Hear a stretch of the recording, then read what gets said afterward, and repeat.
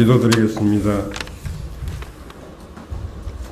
태초에 말씀이 계셔서 온천지 만물을 창조하시고 선하신 뜻에 따라 다스리시는 살아계시는 하나님 아버지, 주님의 거룩하고 존귀한 손길에 힘입어 온 성도들 오늘 주님 앞에 경배와 찬양을 올립니다.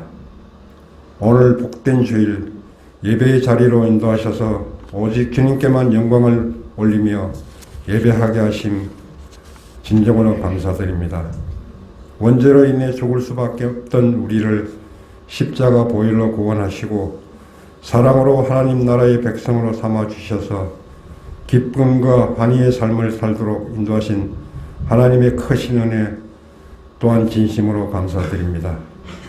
하나님, 지난 한 주간도 세상 가운데 살면서 주의 자녀로서의 자세들은 나타내지 못하고 스스로의 생각과 뜻에 따라 살았으며 헛된 것만 찾아다녀 주님의 영광을 드러내지 못한 삶, 이 시간 고백합니다. 저희들을 용서하여 주시옵소서. 주님, 저희들의 죄 다 용서하시고 또한 용서하여 주십시오. 저희들 항상 부족하고 어리석으며 연약합니다. 그러기에 죄의 유혹에 넘어지고 실족할 수밖에 없으니 주님의 성령께서 함께 하셔서 새 힘을 얻게 하시고 모든 불의의 악을 크게 물리쳐 주시옵소서. 이 시간 예배 가운데 온전한 회개의 역사가 나타나 저희들이 주님 앞에 진정으로 영광을 올려드리는 저희 모든 성도들이 되기를 간절히 소망하고 또한 기도합니다. 이 시간 하나님의 크신 계획 가운데 세워진 저희 모퉁이들 교회를 위해 기도합니다. 주님께서 친히 주님의 영으로 세워주신 귀한 재단입니다.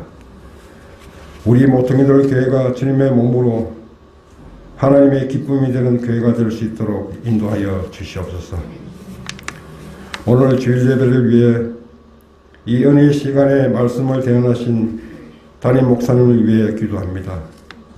목사님께서 말씀의 능력을 드리게 하시고 주님의 영광을 증명케 하셔 강력한 성령님의 온전하신 모든 성도가 은혜를 받는 귀한 놀라운 은혜의 역사가 되게 하여 주시옵소서. 솔라 데오 글로리아. 오직 주님 한 분만 찬양하며 영광을 올려드리는 성가대를 기억하여 주십시오.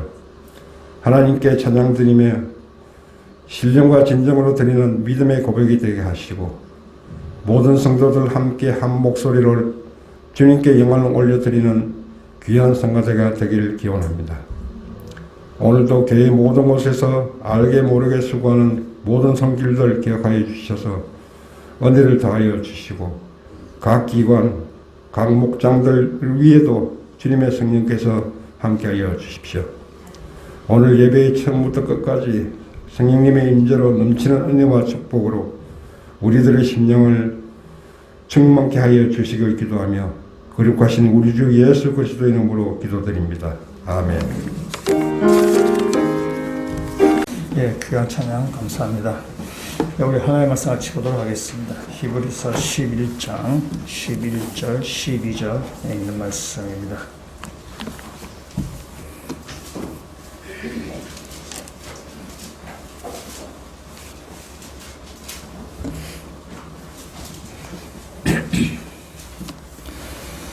히브리서 11장 11절 12절 두 절 말씀들이 한 목소리로 같이 읽도록 하겠습니다. 믿음으로 사라 자신도 나이가 많아 단산하였으나 잉태할 수 있는 힘을 얻었으니 이는 약속하신 이를 미쁘신 줄 알았음이라. 이러므로 죽은 자와 같은 한 사람으로 말미암아 하늘의 별과 또 해변의 무수한 모래와 같이 많은 후손이 생육하였느니라. 아멘. 지난주에 우리를 기쁘게 하는 소식이 있었습니다. 월드컵 축구에서 우리나라 팀이 우루과이하고 시합을 했는데 무승부를 했습니다. 못 이긴 것이 좀 아까울 정도로 굉장히 우리나라 선수들이 굉장히 잘 싸웠습니다.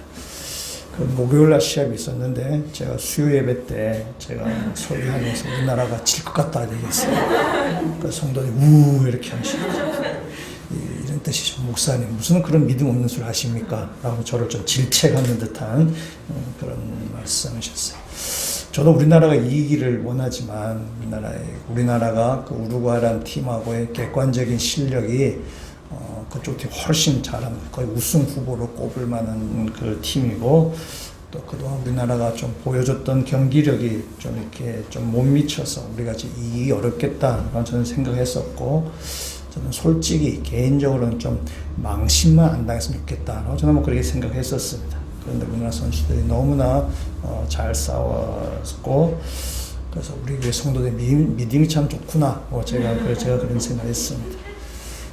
성도님들 믿음이 좋지만은 그러나 거기 우리 선수들 또 감독, 코치, 스태프들도 아마 믿음이 있었을 것입니다.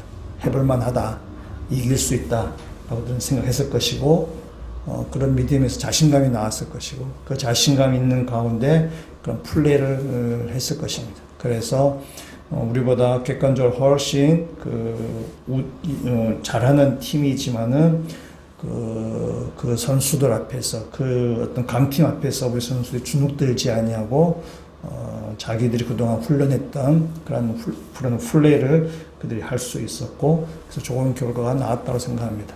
그러니까 할 수 있다, 이길 수 있다는 그 믿음에서부터 출발해서 아마 좋은 결과가 나왔을 것이라고 생각되어집니다. 오늘 우리는 이 시간에 좀 사라의 믿음에 대해서 보려고 하는데요. 오늘 이 말씀을 통해서 이제 믿음이 뭔가를 한번 살펴볼 것이고, 그 다음에 사라의 믿음이 뭔가, 또 그 다음에 그것이 우리에게 주는 교훈이 뭔가, 이렇게 말씀 한번 보고자 합니다. 먼저 우리가 11절에 있는 말씀을 같이 한번 읽어보도록 하겠습니다. 믿음으로 사라 자신도 나이가 많아 단산하였으나 잉태할 수 있는 힘을 얻었으니 이는 약속하신 이를 믿으신 줄 알았습니다. 아멘. 믿음이 뭔가를 먼저 우리 보기 전에 이 사라가 지금 겪고 있는 상황을 지금 현실을 우리가 한번 볼 필요가 있는데 지금 사라는 나이가 많아서 임신할 수 있는 그런 상황이 아닙니다. 오늘 본문에도 말씀 나이가 많아서 단산하였으니 그래서 창세기 말씀에 생리가 끊어졌다 이렇게 얘기를 하기도 합니다. 임신할 수 없는 것이 바로 이 사라의 현실입니다. 하나님께서 아브라함을 부르셨을 때 아브라함의 나이가 75세입니다. 갈대아 우르에서 하나님께서 아브라함 부르셨는데 75세이고 사라는 아브라함 한 10살 정도 졌기 때문에 그때 사라는 65세 때 하나님 부르심을 받아서 이 갈대아 우르에서 하란을 거쳐서 이제 가나안 땅에 이렇게 오게 됩니다. 그 자녀를 주겠다고 했는데 65세의 나이도 뭐 적은 나이가 아닙니다. 적은 나이가 아닌데 근데 한 해, 두 해 이렇게 갈수록 뭐 아이가 뭐 전혀 뭐 이렇게 들어서는 그런 기미는 보이지 않습니다. 세월이 흐를수록 나이는 들어가고 임신할 수 있는 가능성은 점점 희미해져 갑니다. 그래서 이 사라는 이 자녀를 주겠다 하나님의 약속에 대해서 이것이 시간이 갈수록 점점 더 이렇게 불가능해지는 그런 상황 가운데 처하게 되는 것입니다. 그래서 하나님께서 자손을 주시겠다고 약속을 하셨는데 지금 겪고 있는 현실은 불가능한 현실. 이 하나님의 약속과 현실이 지금 충돌이 되어가는 그런 상황 가운데 있습니다. 이 약속과 현실이 불일치할 때, 충돌할 때 여러분 같으면 어떻게 하시겠어요? 여기에서 이 하나님의 약속을 믿을 만한 현실이 뒷받침되지 않냐고. 현실은 전혀 불가능한 현실은 시간이 갈수록 점점 더 이미 불가능한 거지만 점점 더 불가능해져 가는 것이고 하나님의 약속은 있고 이 두 가지가 충돌될 때에 아브라함과 사라가 어떤 태도를 보였는가를 한번 보게 되는데 오늘 창세기 말씀으로 한번 우리가 가보도록 하겠습니다. 창세기 말씀을 한번 다 같이 보시면 좋겠습니다. 창세기 15장에 있는 말씀을 한번 가보시겠습니다.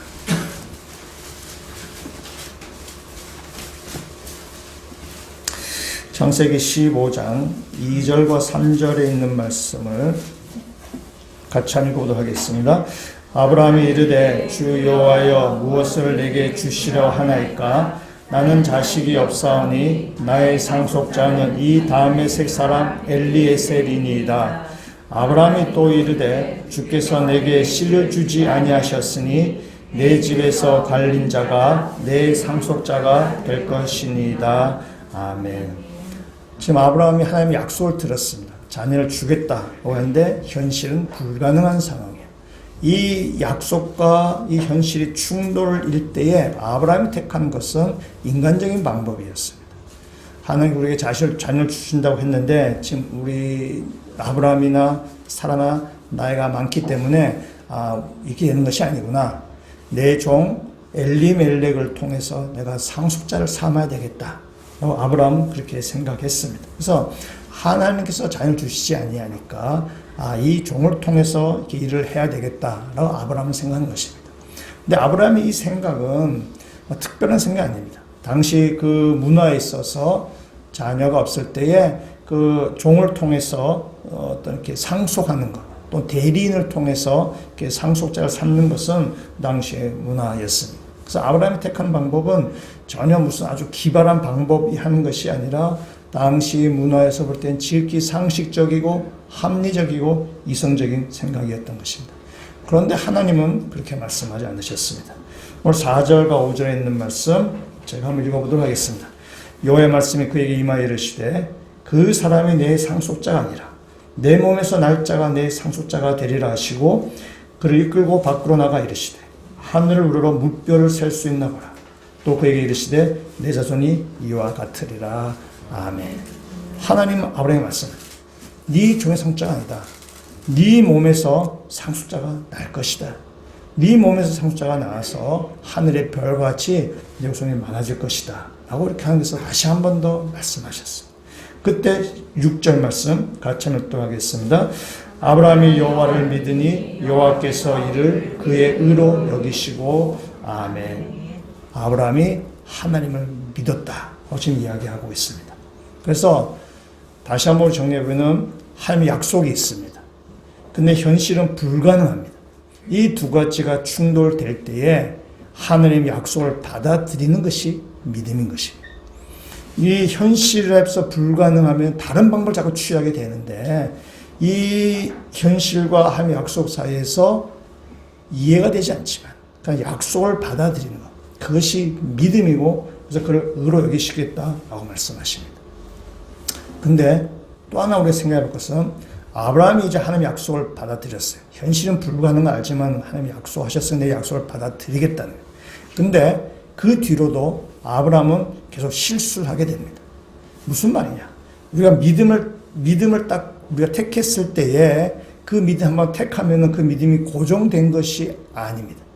믿음은 계속해서 재충전돼야 되는 것입니다.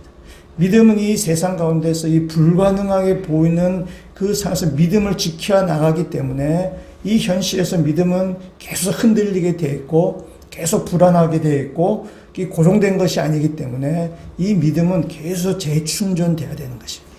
그래서 하나님께서도 아브라함에게 계속해서 이후로도 말씀하고 계십니다. 왜냐하면 이 믿음이 식지 않아야 되는 것이죠. 왜냐하면 현실은 불가능한 현실이에요. 합리적이고 이성적이고 그런 상황 가운데서 비합리적으로 보이는 납득하기 어려운 믿음을 붙들고 가야 되기 때문에 이 믿음은 계속해서 흔들릴 수밖에 없는 상황. 우리가 한 번 믿었다 그래서 그것으로 다 된 것이 아니고 믿음은 계속해서 흔들리기 때문에 재충전해야 되고 재점검 받아야 되고 계속해서 그 믿음은 이렇게 성장해 가야 되는 것입니다. 그래서 하나님께서도 아브라함이 계속해서 이제 그 말씀을 해 나가 계십니다. 오늘 말씀을 다시 한번 보시면 16장에 있는 말씀을 가셔서 보시면은 16장 2절에 이 또 사라가 아주 기막힌 제안을 이제 하게 됩니다. 16장 2절 말씀 같이 한번 읽도록 하겠습니다. 사라가 아브라함에게 이르되 여호와께서 내 출산을 허락지 아니하셨으니 원하건대 내 여종에게 들어가라. 내가 혹 그로 말미암아 자녀를 얻을까 하노라 하매 아브라함이 사라의 말을 들으니라. 아멘. 이 사라가 아이를 이렇게 출산할 수 없다는 사실을 사라는 너무 잘 알고 있어요. 그래서 사라가 택한 방법은 여종을 아브라함에게 이렇게 맡기는 것입니다. 그래서 이 아브라함이 사라의 말을 듣고 여종과 동침해서 아이를 낳습니다. 그것이 바로 이스마엘이라는 아이입니다. 그러니까 사라는 하나님의 말씀을 믿고 그 약속을 믿고 기다리는 것이 아니라 인간적인 방법을 택하는 것입니다.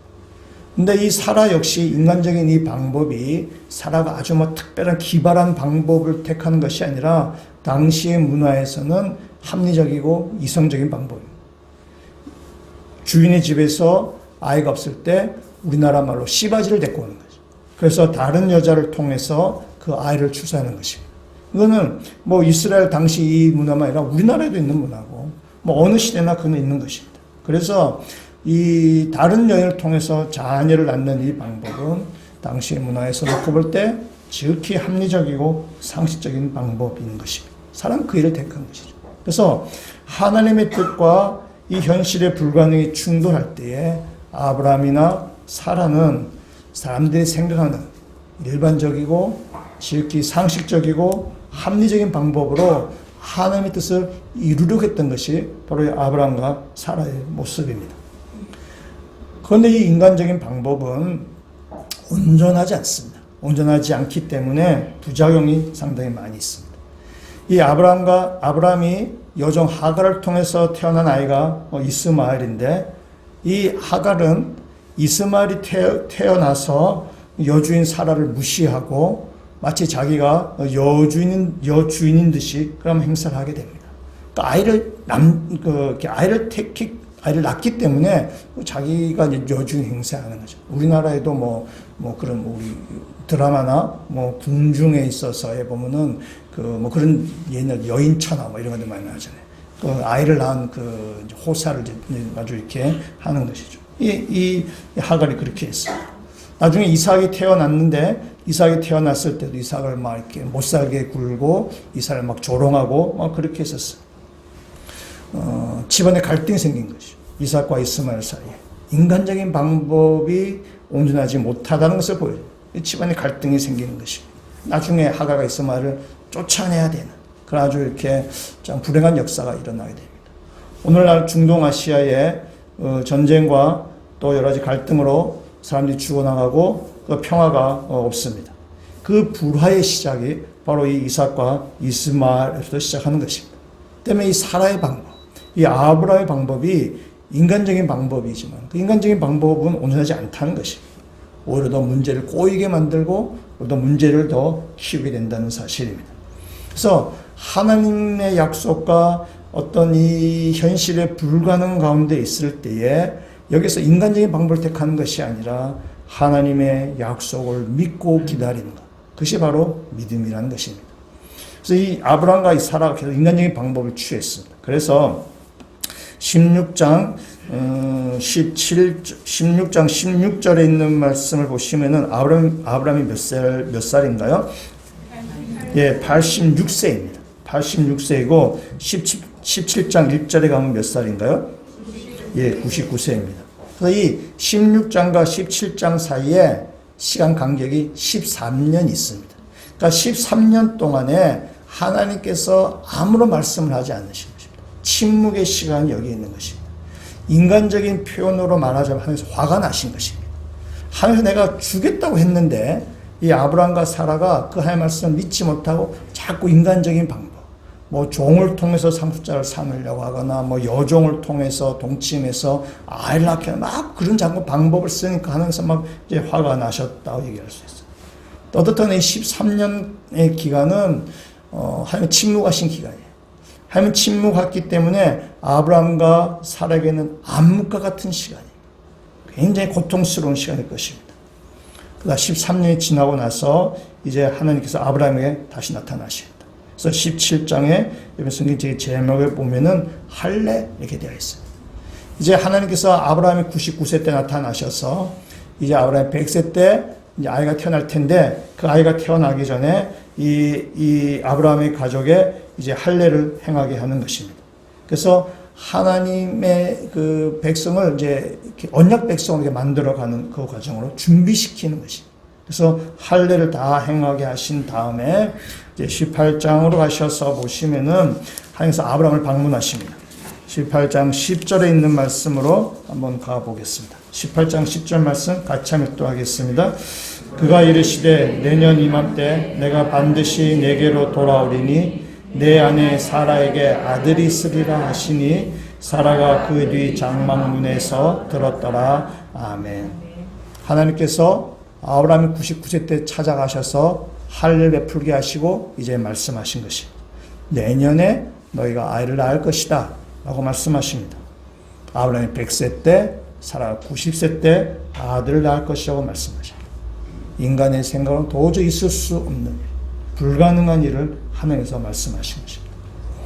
아브라함이 처음 75세 때 하나님께서 이미 말씀하셨는데 무려 25년이 흐른 동안에 아무 일도 하지 않으시다가 하나님 인간 편에서 볼 때 아무 일도 하지 않으시다가 이제 100세가 되었을 때 아들을 주시겠다고 말씀. 25년 전에 얘기하시지. 25년 전에 아들을 주시지. 뭐 25년 동안 가만히 있다. 그래서 하나님께서 지금 아브라함의 자녀를 주시겠다고 말씀하셨는데 100세 때 주신 이유는 인간의 어떠한 노력도 가미되지 않을 때 인간이 어떤 일도 할 수 없다는 것이 이렇게 보여질 때 그때 하나님께서 일하시는 것입니다. 때문에 아브라함에게서 태어난 이 아이가 인간의 힘으로 낳은 아이가 아니란 사실을 하나님 명확하게 지금 보여주시는 거죠. 인간의 힘이 전혀 들어가지 않은 오직 하나님의 능력으로만 하나님의 은혜로만 태어난 아들이라는 사실을 명확하게 보여주시기 위해서 하나님께서는 75세 아브라함에 말씀하시고 100세 때 아들을 주신 것입니다. 또한 25년 동안 아브라함을 하나님께서는 믿음의 훈련으로 좀 단련시켜 가는 것이죠. 그래서 25년에 걸린 것이 아브라함 믿음의 그 쭉 과정의 여정 가운데 있는 것입니다. 이제 믿음이라는 것은 그런 거죠. 이처럼 하나님의 약속이 있고, 근데 그 약속이 인간의 눈으로 볼 때는 불가능한 가운데 주어지는 것이에요.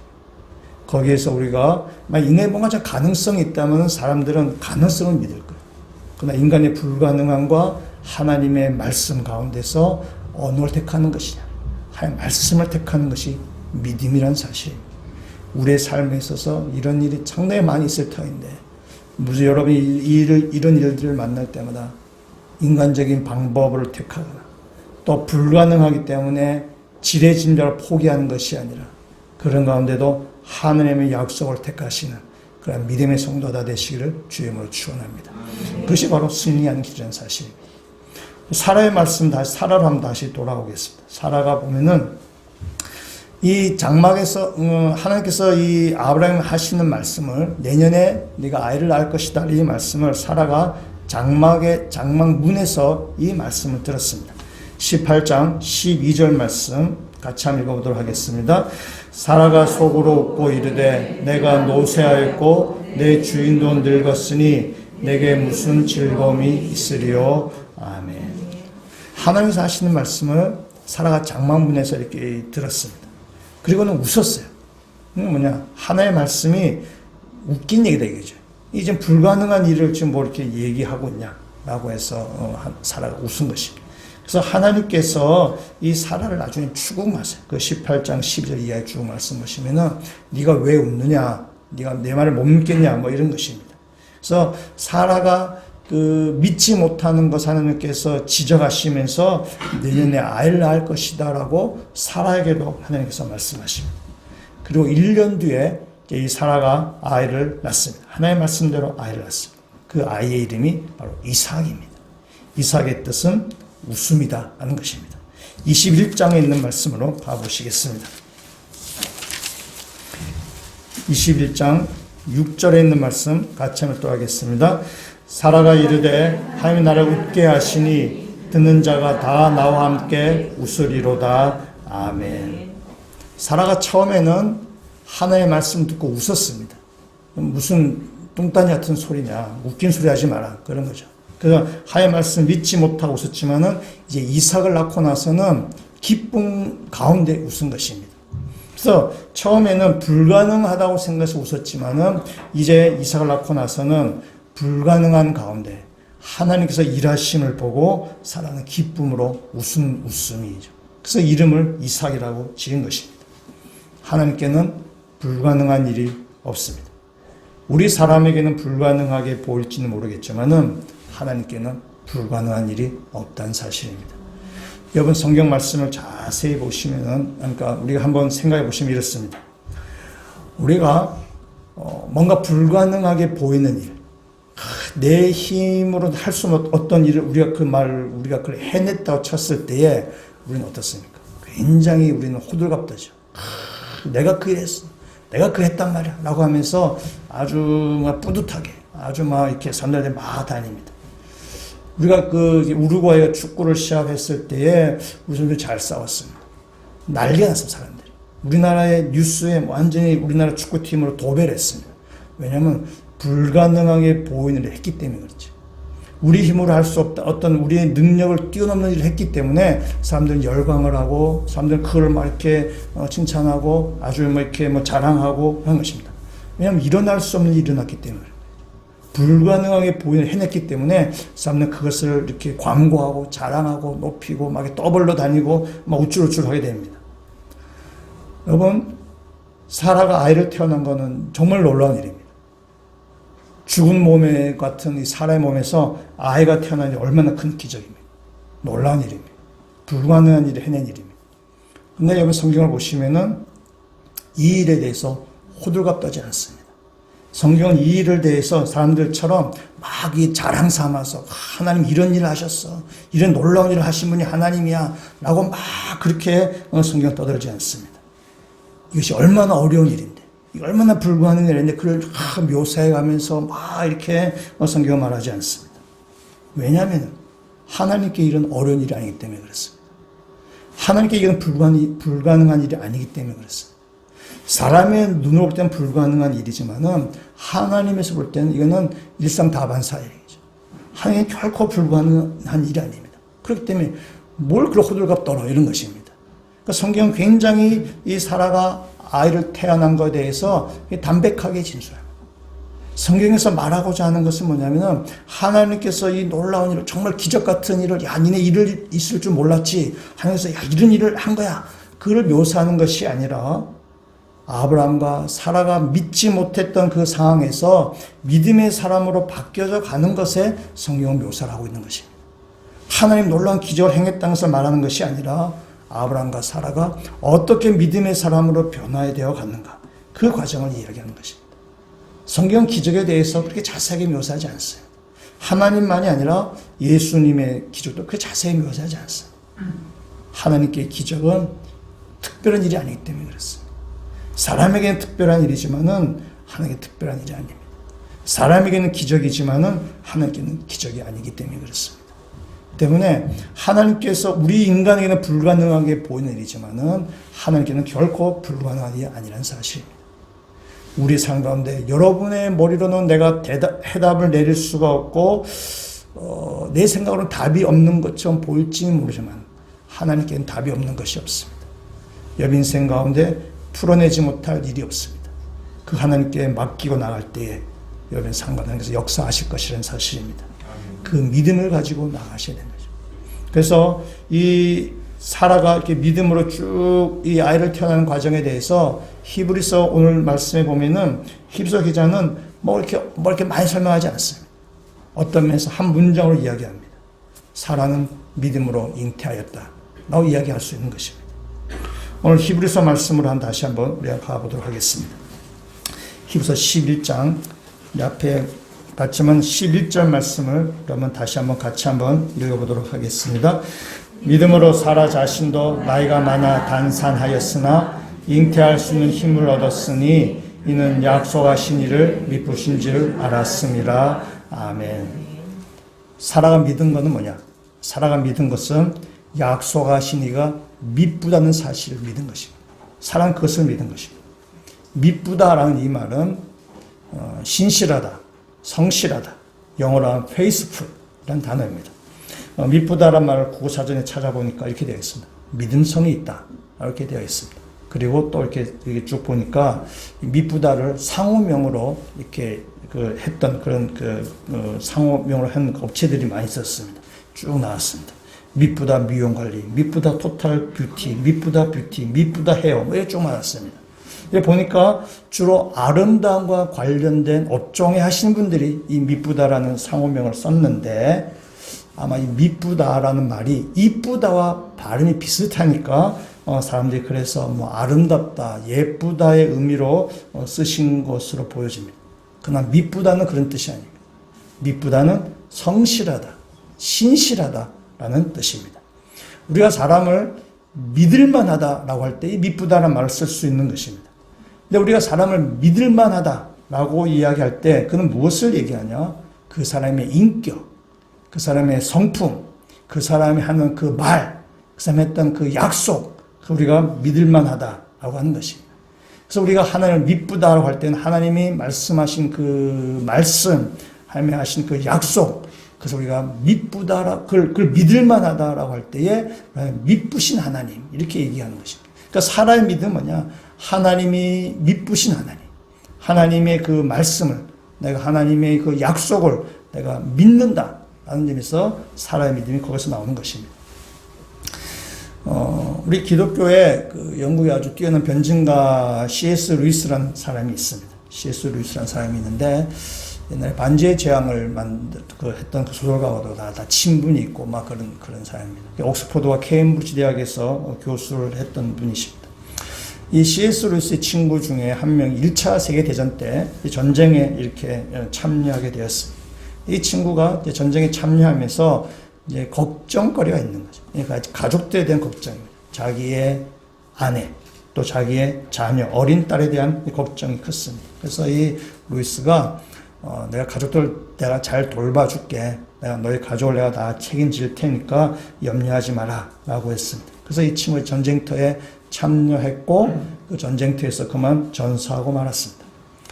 이 루이스가 그 친구 약속했던 대로 평생 그의 가족, 그의 처와 그의 어린 딸을 잘 이렇게 돌봐줬습니다.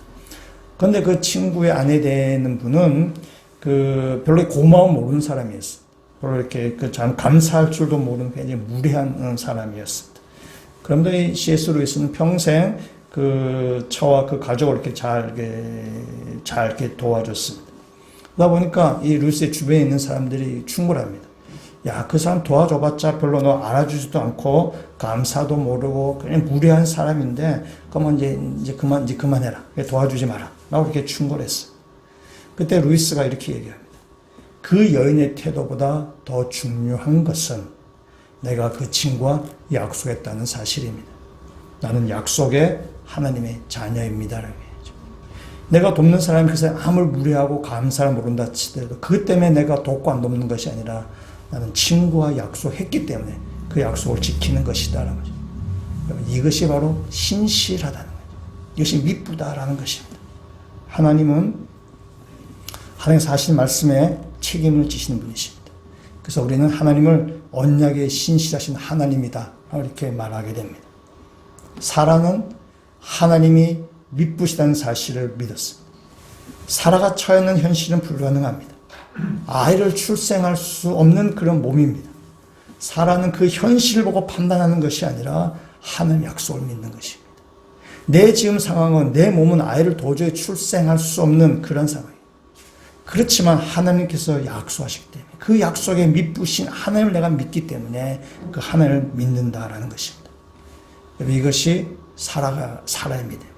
처음부터 이 믿음이 생긴 것이 아니고 사라가 점점 성장해 하나님과 만나게 가면서 결국에는 한 25년이 걸린 거죠. 25년이 걸려서 사라는 하나님의 그 약속을 믿는 것입니다.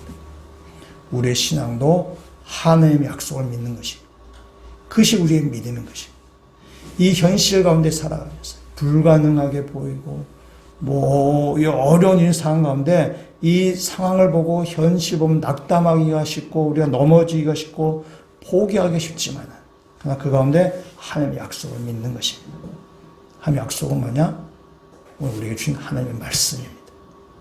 이 말씀이 우리 주신 하나님의 약속입니다. 그래서 이 말씀 읽는 가운데 내가 처해 있는 환경 가운데서도 이 약속을 믿는 믿음이 생기는 것입니다. 우리가 말씀을 읽고 묵상하는 이유가 바로 여기에 있습니다. 이 말씀을 읽으면서 하나님의 약속이 무엇인지 우리가 깨닫게 되는 것이고 또 나에게 주신 약속이 무엇인지 내가 이렇게 알게 되는 것이죠. 그러면서 이 약속에 대한 확신이 생기는 것이 하나님의 말씀 읽는 가운데 그 약속에 대해서 확신이 생기고 그 약속을 붙들고 우리가 하나님 앞에 기도하는 것입니다. 말씀을 붙들고 기도할 때 기도가 깊어지고 기도의 능력이 생기는 것입니다. 그러면 여러분이 그냥 기도하는 것보다 말씀 읽고 그 말씀 붙들고 기도할 때 그 기도에 더 깊어지게 되는 것입니다. 우리가 말씀 묵상할 때에 제일 먼저 하는 것이 이 말씀을 내가 잘 깨달을 수 있도록 내 눈을 열어주십시오. 우리가 먼저 기도하고 시작해요. 그래서 눈을 열어주십시오라고 기도한 다음에 말씀 읽는 가운데 우리 영적 눈이 밝아져서 하면서 우리가 깨닫게 되고 그 약속을 붙들고 기도할 때 그 기도가 강력해지고 그 기도가 깊이가 있어지고 그 기도의 능력이 있어지고 우리가 세상 살아갈 때 담대함이 생기는 것이고 세상의 가운데서 두려움이 없어지는 것이고 불가능해 보이는 현실 가운데서 우리가 담대한 믿음이 생긴다는 사실입니다. 말씀을 붙들고 이 약속을 붙들고 그래서 세상을 낙심하지 않냐고 믿음의 길을 걸어가시는 주의 백성들 되시기를 주의 이름으로 축원합니다. 오늘 이 히브리서 말씀을 통해서 마지막 우리에게 주신 교훈을 간단하게 한번 세 가지 정도만 간단하게 보고자 합니다. 먼저 하나님께서 아브라함을 부르신 다음에 하나님께서 아브라함의 약속 두 가지를 하셨습니다. 두 가지 약속은 내가 너에게 땅을 주겠다는 것이고 하나는 내가 자녀를 주겠다는 것입니다. 그 땅의 약속과 후손의 약속입니다. 근데 성경에 아브라함에게 약속하셨다고 말씀하시는데 그 아브라함 얘기하는 것은 아브라함에게 말하는 것이 아니라 아브라함이 대표한 그 가족을 이야기하는 것일 것입니다. 그 가족을 대표해서 하나님께서 아브라함이 약속하셨다라고 성경은 그렇게 이야기하고 있습니다. 근데 이 히브리서는 굉장히 독특하게 그 부분을 지금 설명하고 있습니다. 히브리서를 지난주에 봤던 8절에서부터 10절까지 있는 말씀, 이건 아브라함의 믿음에 대한 말씀입니다. 근데 우리가 한 8절 말씀만 같이 한번 읽어보도록 하겠습니다. 믿음으로 아브라함은 부르심을 받았을 때에 순종하여 장래의 유업으로 받을 땅에 나아갈새 갈 바를 알지 못하고 나아갔으며 아멘. 이 8절에서 10절까지 아브라함에 대한 믿음을 이야기하는데 여기에는 땅에 대한 얘기를 하고 있습니다. 그리고 오늘 읽었던 말씀 11절부터 12절까지는 사라에 대한 믿음을 이야기하고 있는데 오늘 이 말씀에는 뭘 얘기하냐? 후손에 대한 얘기를 하고 있습니다. 그래서 이 히브리서 기자는 땅에 대한 약속은 아브라함에게 한 것처럼 나오고 후손에 대한 약속은 사라에게 한 것처럼 이렇게 되어 있습니다. 그러면서 재미있는 표현이 11절이에요. 11절 이렇게 얘기하죠. 믿음으로 사라 자신도 나이가 많아 단산하였으나 믿음으로 사라 자신도 이렇게 얘기하죠. 그래서 사라의 믿음을 특별하게 지금 내세우는 것입니다. 하나님께서는 땅에 대한 약속과 이 후손에 대한 약속을 아브라함에 하셨지만 그건 아브라함에만이 아니라 아브라함이 그가 대표한 그 가족에 다 하신 약속입니다. 근데 히브리서 기자는 땅은 아브라함에게 하신 것처럼 후손은 사라에게 하신 것처럼 이렇게 지금 표현하고 있는 것입니다.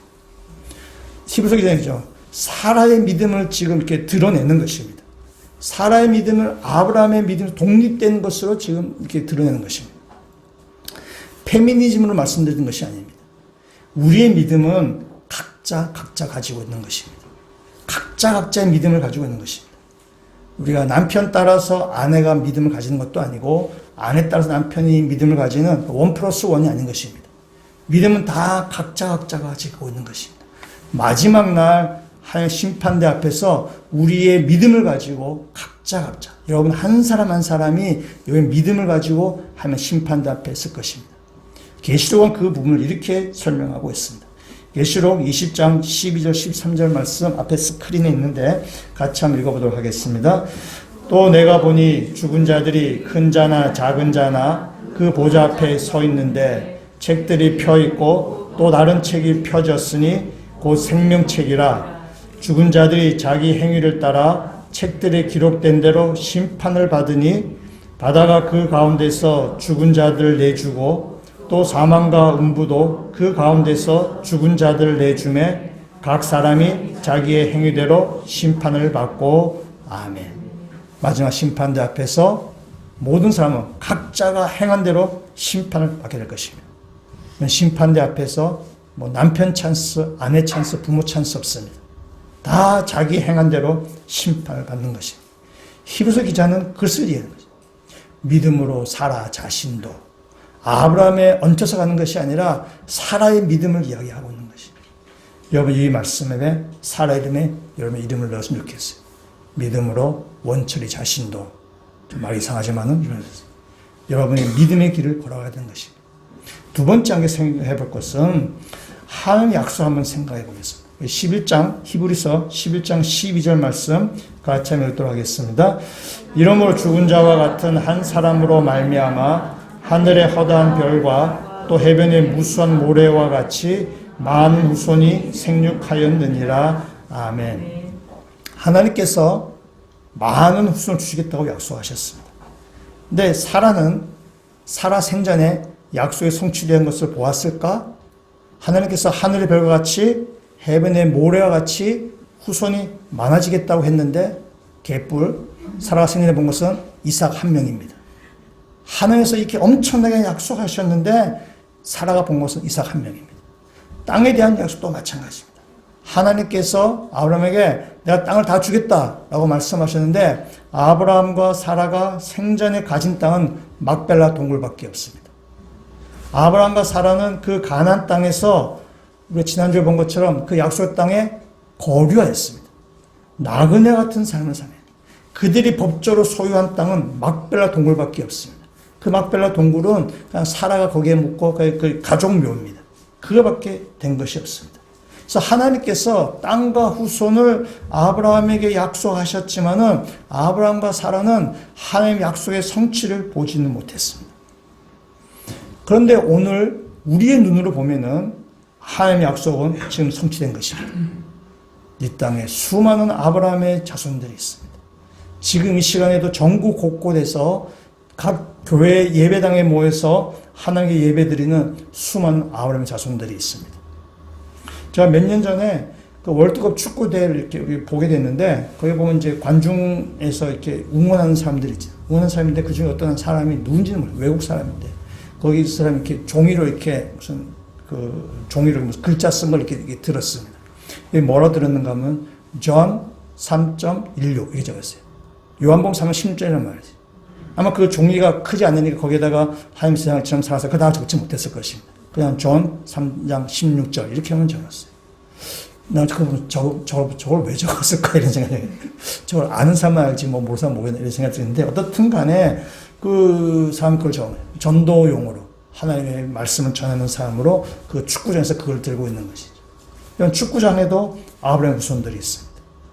여러분 아브라함과 사라 생전에는 하나님의 약속을 성취를 보지 못했지만 그러나 그들은 약속의 씨앗은 그는 가졌습니다.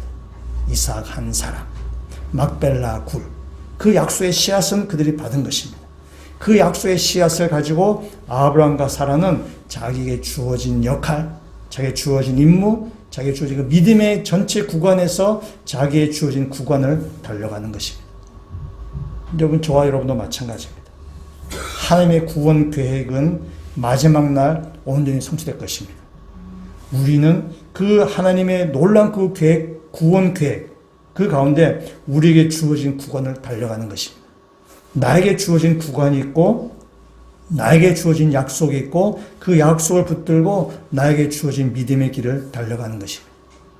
그것이 바로 믿음으로 살아 자신도입니다. 자기에게 주어진 하나님의 약속이 하늘의 별같이 해변의 모래같이 많은 것을 보지 못했지만은 이삭 한 명이 태어난 것을 그 약속의 씨앗을 사라는 본 것이고 그걸 가지고 자기 믿음의 구간을 달려간 것처럼 저와 여러분도 하나님의 약속이 성취될 그 마지막 날을 우리가 바라보면서 우리에게 주어진 믿음의 구간, 요즘 믿음의 길을 우리는 달려가는 것입니다. 세 번째 하게 생각한 것은 이것입니다. 이 히브리서 우리가 말씀을 보는데요. 이 히브리서를 읽는 독자들이 있습니다. 제1차 독자라고 이야기합니다. 이 히브리서의 저자가 염두에 두고 쓴 사람. 그 염두에 두고 쓴 청중들은 독자들은 누군가 하면은 유대인의 핍박 가운데 로마의 박해 가운데 신앙생활했던 사람들입니다.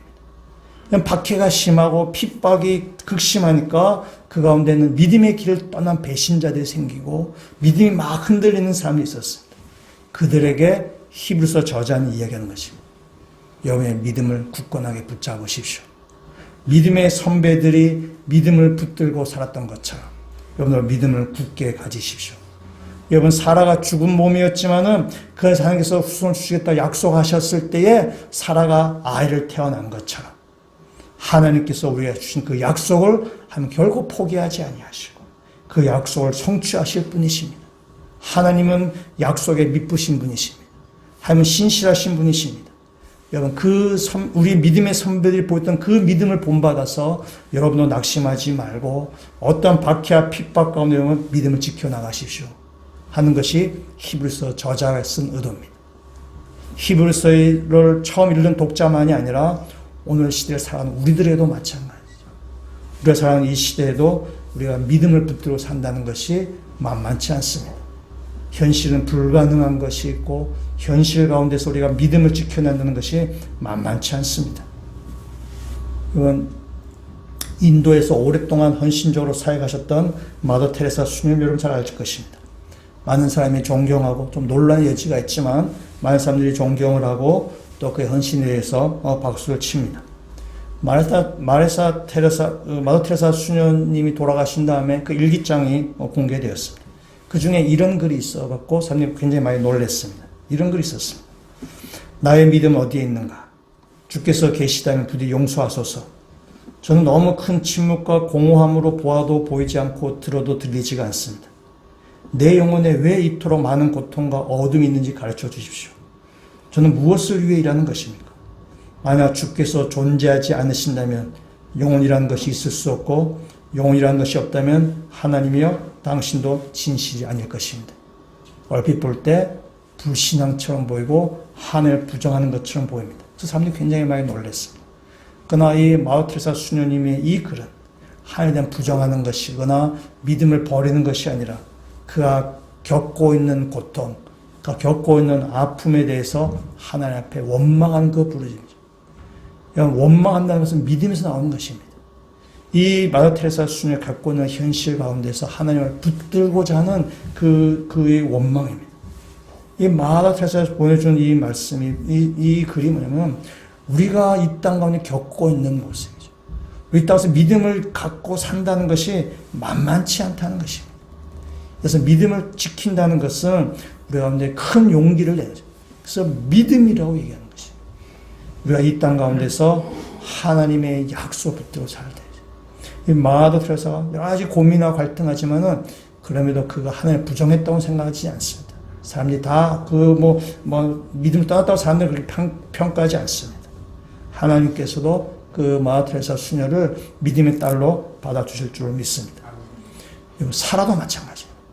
여기 사라도 하나님의 약속을 의심하기도 했고 또 인간적인 방법을 동원하기도 하고 또 하나님의 약속을 듣고도 비웃기도 했습니다. 그러나 하나님은 사라가 어떠함에도 불구하고 사라에게 했던 그 약속을 취소하거나 내가 너 하는 것 보니까 내 마음에 안 든다. 내가 너 취소 이렇게 하잖아요. 포기하지 않으시는 것입니다. 그러면서 하나님은 사라 이렇게 얘기하죠. 사라는 하나님이 빛부시다는 사실을 믿었다라고 성경은 그렇게 이야기하고 있는 것입니다. 하나님의 믿부심을 믿는 것입니다. 오늘도 우리도 마찬가지입니다. 오늘도 사라 자신도 하나님의 믿부심을 믿은 것처럼 우리들도 역시 우리의 삶 가운데서 하나님의 믿부심을 믿고 살아가시는 그 신실한 주의 백성으로 살아가시는 믿음의 성도가 다 되시기를 주님의 이름으로 축원합니다. 같이 한번 기도드리시겠습니다. 하나님 우리 앞에는 내 힘을 어떻게 할 수 없는 불가능해 보이는 일들이 참 많이 있습니다. 자녀의 문제로, 가정의 문제로, 또 경제적인 문제로, 또 건강의 문제로 어느 것 하나 내가 해결할 수 있는 일이 없음을 저희들이 너무 잘 압니다. 심지어는 내 믿음도 내 뜻대로 되지 않는 것처럼 보입니다. 우리 인생의 모든 문제를 하나님께 맡기기 원합니다.